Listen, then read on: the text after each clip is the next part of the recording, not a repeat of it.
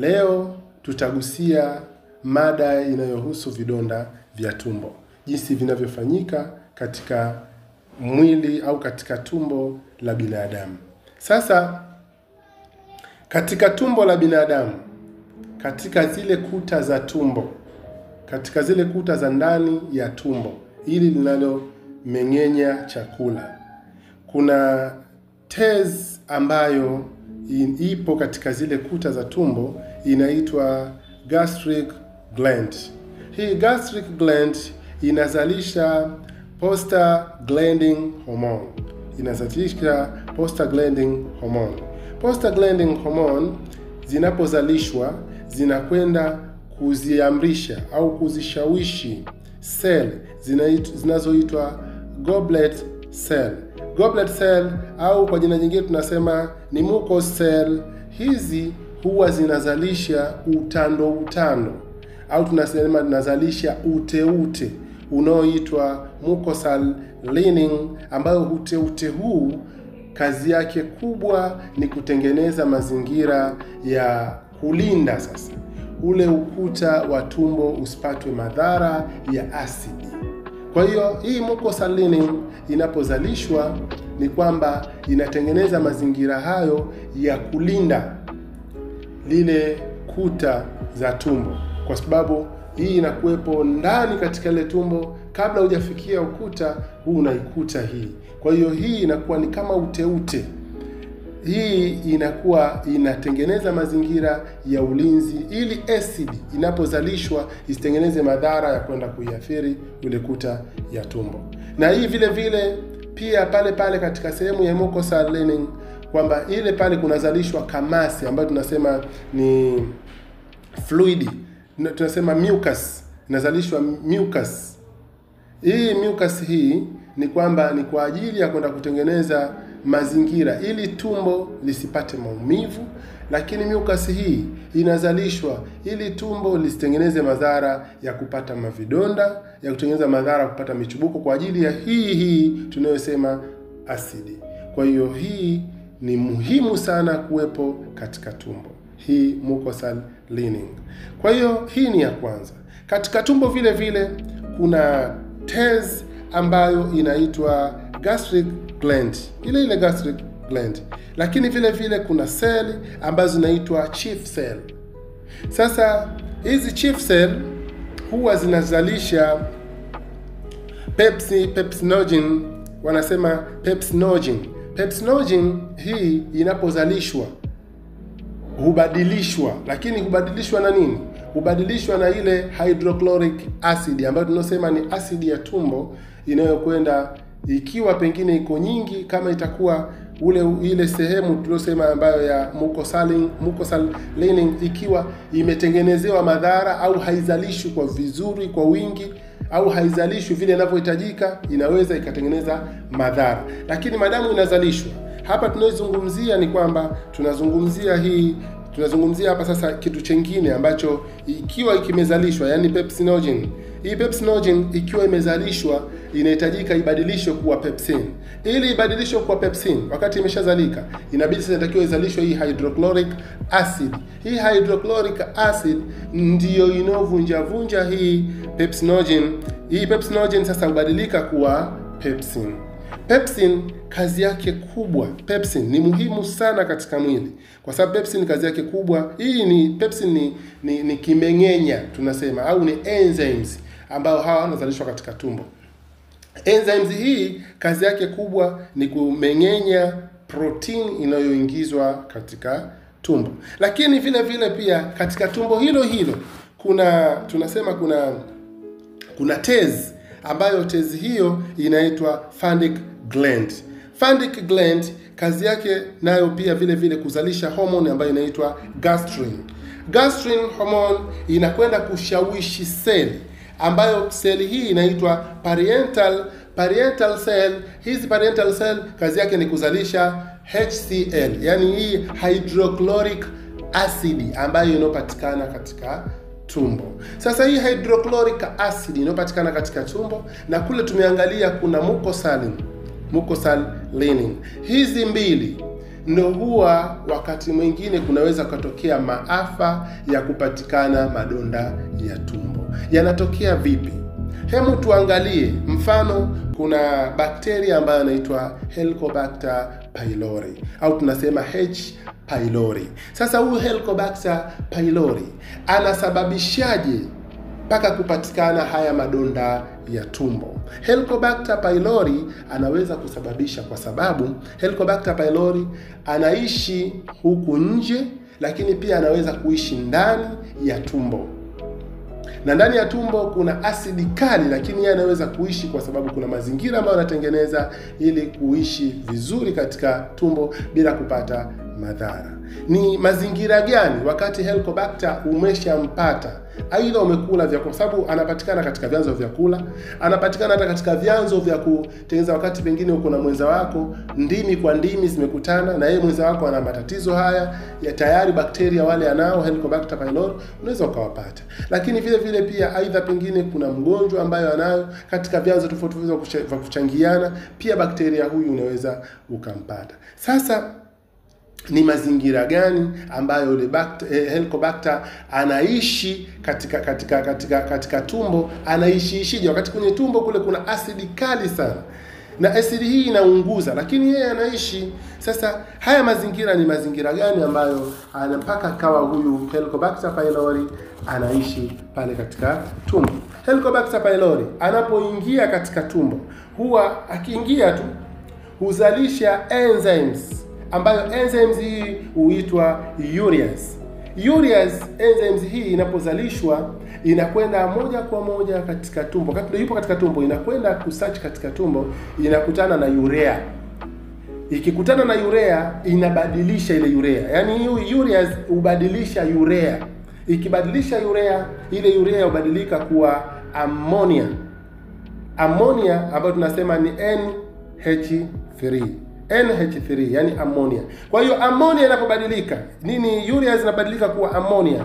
Ile ammonia huwa na alkali. Kwa hiyo ile alkali iliyokuwepo ndani ya ammonia huwatengenezea ukingo au hutengenezea uzio hawa H. pylori, Helicobacter pylori. Huwatengenezea ukingo ambao ukingo ule hata hii acid inapozalishwa haiwezi kuwadhuru wale Helicobacter pylori. Kwa hiyo wanaishi pale sehemu ile bila kupata madhara yoyote ya acid ambayo tukozalishwa katika tumbo. Lakini sasa hawaishi hapa. Wale huwa wanapofika katika tumbo, wakishatengeneza mazingira haya, wanakwenda direct moja kwa moja mpaka katika ile sehemu ambayo tunasema ule utando ambao uliokuwepo kwa ajili ya kufunika zile kuta za tumbo ili isipendekeze kupata madhara, ile mucosal lining. Ni kwamba wanakwenda pale, wanakwenda kuishi katika sehemu ile ya utando. Kwa hiyo wanakwenda wanajivamia ule utando, wanajifunika na ule utando, wanaishi katika sehemu ile ya utando. Kwa hiyo watakapoishi katika sehemu ile ya utando, ni lazima watatengeneza mazingira ya hovyo. Kwanza wao wenyewe wanataka kutengeneza fence yao, lakini vile vile ni fence ambayo Mwenyezi Mungu kishakuandalia ili kwa ajili isikupe madhara, wanaiharibu ile fence. Kwa hiyo wanapoiharibu ile fence, na wao wanajitengenezea fence yao zaidi ili wasipate zaidi madhara. Ni kwamba pale wewe sasa ndipo unapoweza kupata madhara zaidi, kwa sababu itazalishwa hii asidi. Kwa hiyo ikizalishwa hii asidi, madamu fence tayari wameshaimeng'enya, wameshaiathiri hao, wameshaikalia hii fence, kwa hiyo inakuwa haina nguvu tena kukutengenezea mazingira ili ule ukuta wako usipate asidi.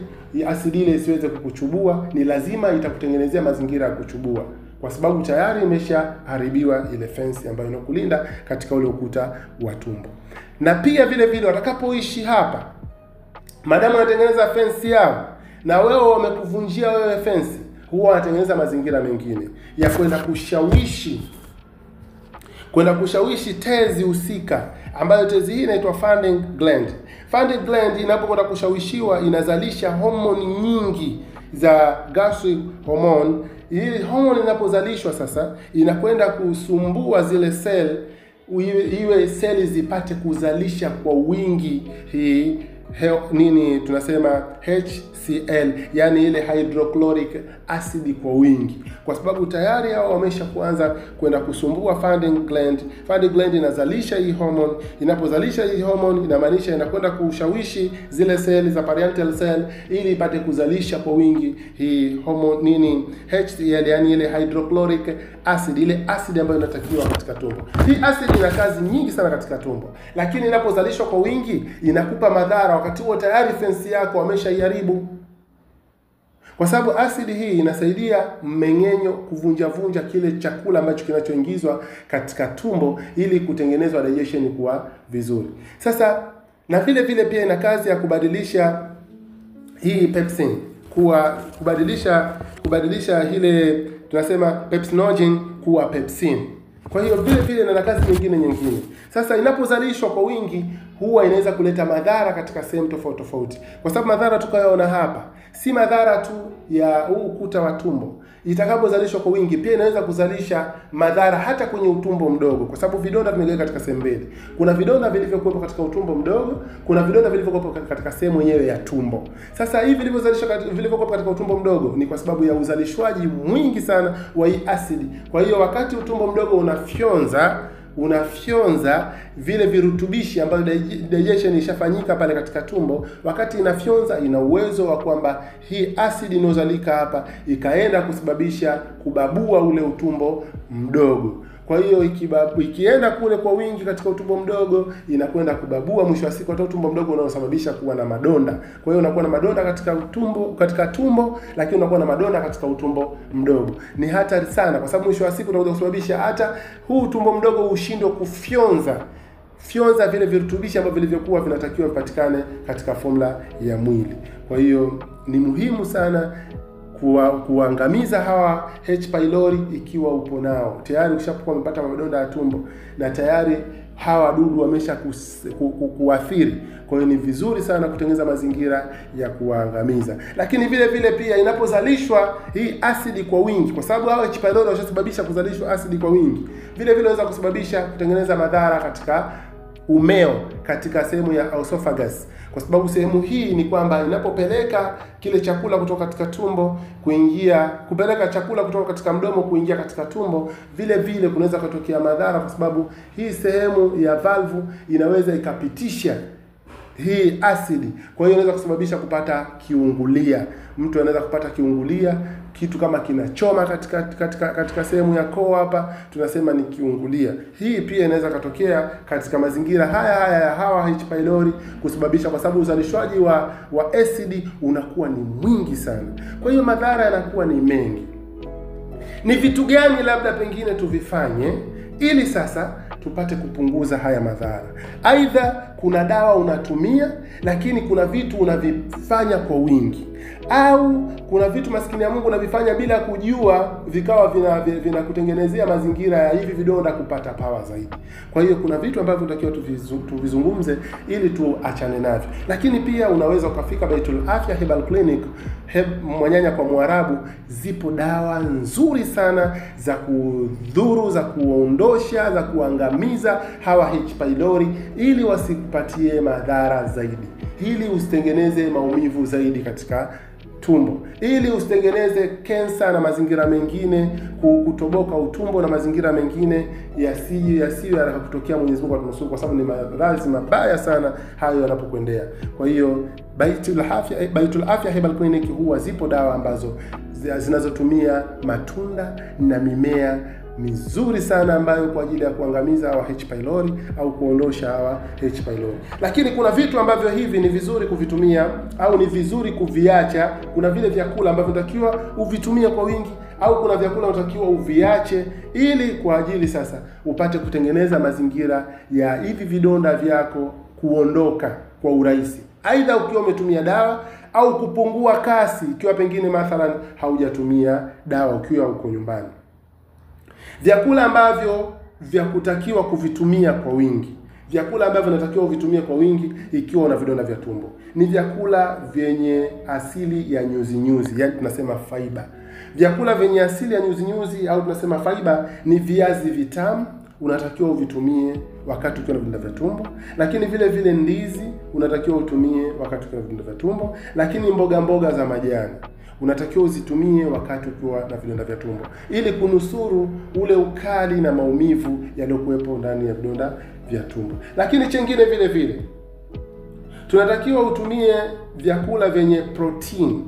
Vyakula vyenye protein. Ni vyakula gani ambavyo vyenye protein unatakiwa utumie ikiwa na vidonda vya tumbo? Tunatakiwa tutumie mayai, samaki, tunatakiwa tutumie, lakini tunatakiwa tutumie kuku, lakini kuku ambao waliokuwa wametolewa ngozi. Kuku wale ambao waliokuwa wametolewa ngozi. Ni vizuri sana kuku kwa sababu wanakusaidia kutengeneza mazingira ya kudhoofisha vile vidonda, lakini pia kudhoofisha hata wale H pylori, kuku ambao waliotolewa ngozi. Lakini pia unatakiwa utumie maziwa, lakini maziwa ambayo yalikuwa hayana mafuta mengi. Maziwa pia unatakiwa utumie, lakini maziwa yaliokuwa hayana mafuta mengi. Lakini vile vile kuna vyakula vingine ambavyo pia tunatakiwa tutumie, vyakula vyenye mafuta lakini mafuta mazuri. Vyakula vyenye mafuta lakini mafuta mazuri. Tunatakiwa tutumie parachichi au mbegu yake ya parachichi, lakini pia tunatakiwa tutumie mbegu za maboga.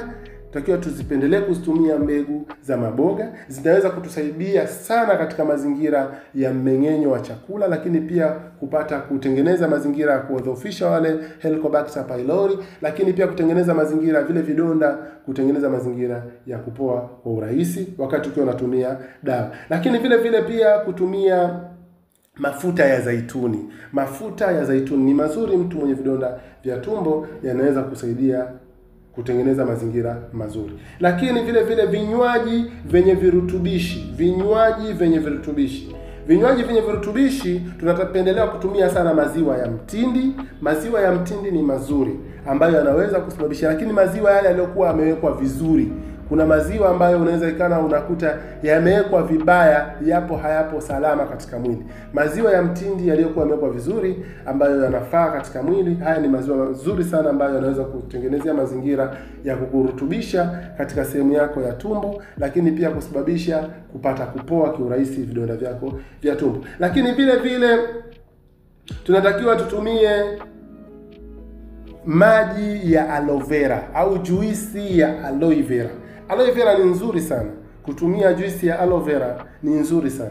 Huwa sana mimi napenda kuwaambia watu, ikiwa na gesi nyingi au una vidonda vya tumbo, hebu tumia aloe vera. Aloe vera unapoitumia, weka pembeni kuwe na ndizi au pembeni kuwe na tango au tunasema tikiti lile, au pembeni kuwe kuna papai. Basi yani wewe mwenyewe utajisikia unaweza ukapata choo haraka sana kama ulikuwa choo chako kimefunga. Sababu kuna wengine wana matatizo ya choo, gesi ni nyingi, wana matatizo ya choo, kufunga choo. Unaweza ukatumia hivyo kama pana aloe vera, juice ya aloe vera, alafu ikiwa pana pembeni pana papai au pana avocado lilokuwa limeiva vizuri au pana tunasema tikiti, basi unaweza ukafungua choo haraka sana na ukapata choo vizuri, digestion yako ikafanyika vizuri. Kwa hiyo hivi pia ni vitu muhimu sana, aloe vera. Lakini vile vile tangawizi unaweza ukatumia ikiwa sio nyingi sana, kwa ajili ya kutengeneza mazingira haya ya vidonda vya tumbo, kufanya wepesi kupona kwa rahisi vidonda vya tumbo. Lakini chengine vile vile, miongoni mwa matunda ambayo yanapendelewa kuyatumia, matunda yanapendelewa kutumia ni ndizi, tikiti, parachichi pamoja na papai. Matunda haya ni mazuri sana kuyatumia mtu mwenye vidonda vya tumbo, ili kutengeneza mazingira vidonda vyako vya tumbo visipate kupanda zaidi na kusababishia madhara zaidi. Vyakula ambavyo havipendelewi kuvitumia mtu mwenye vidonda vya tumbo.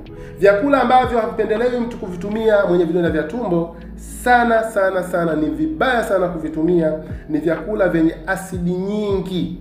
Vyakula vyenye asidi nyingi. Mfano nyanya au kwa Wazanzibari tunaita tungule. Ni vyakula ambavyo si vizuri sana kwa mtu mwenye vidonda vya tumbo kuvitumia.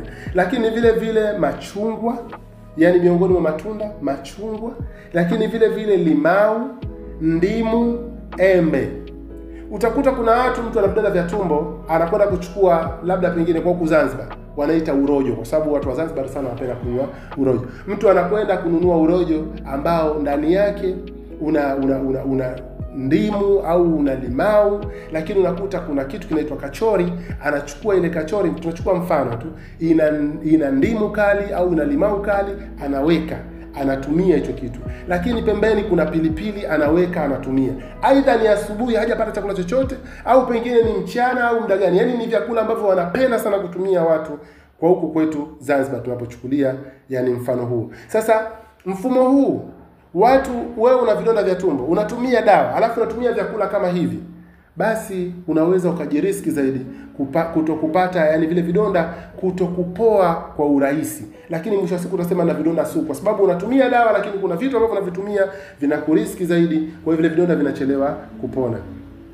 Kwa hiyo hivyo ni vitu ambavyo kuviepuka, kuvitumia si vizuri sana.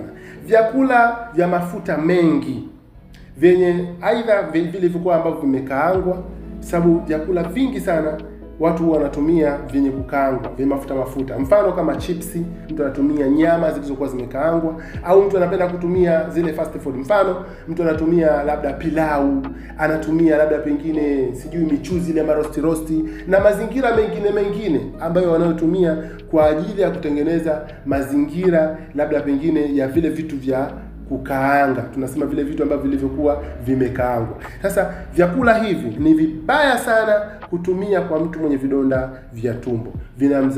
Vinazidisha kutengeneza madhara vidonda vya tumbo. Lakini vile vyakula vingine vyenye sukari nyingi, mfano kama soda, labda keki, pipi, vyakula hivi kwa mtu mwenye vidonda vya tumbo si vizuri.